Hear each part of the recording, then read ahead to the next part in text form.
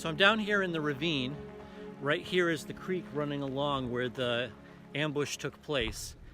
The Haudenosaunee call this very site where I'm standing right now the place of great sadness, because it's the first time that members of the Six Nations turn on each other in a bloody conflict and civil war.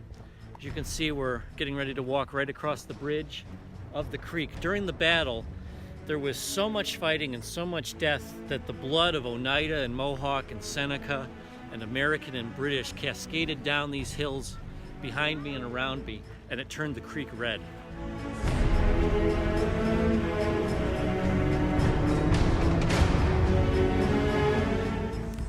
I'm standing on the top of the ridge looking down into the canyon where the Oneida lead party scouts would have gone.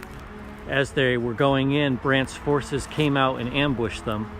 A short time later, about 2 hours I believe, Herkimer's forces entered the ravine, and that's where they were attacked.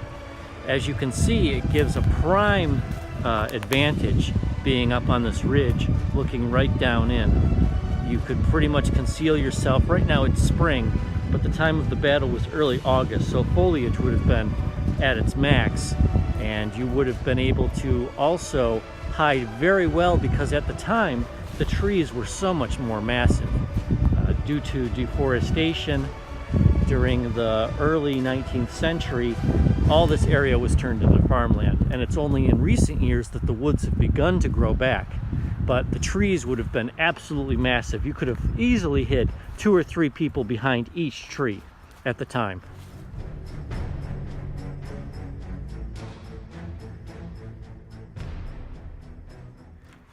So you think that this would be a good place to hide, Ezra?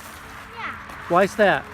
Because it's so far away that no one can see it from there. So if people were coming through, you could hide in the trees and behind the rocks pretty well, and you could surprise them?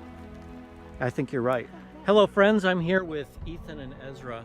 We're here at the Oriskany battlefield site, and this is the marker right here where General Herkimer rested after being wounded when he and his Patriot forces, along with their Oneida allies led by Hanieri Dockstetter and his wife Two Kettles together, led a massive resistance against the British who had ambushed them here. As you can see, down this way is the ravine going down to the bridge where the creek ran through where the ambush took place, and the Americans headed up this hill to reinforce along this position to hold off the combined British, Seneca, and Mohawk forces. The battle lasted most of the day. During the respite of the rainstorm, the Americans regrouped on that hill over there where you can see the massive monument that is now erected for them.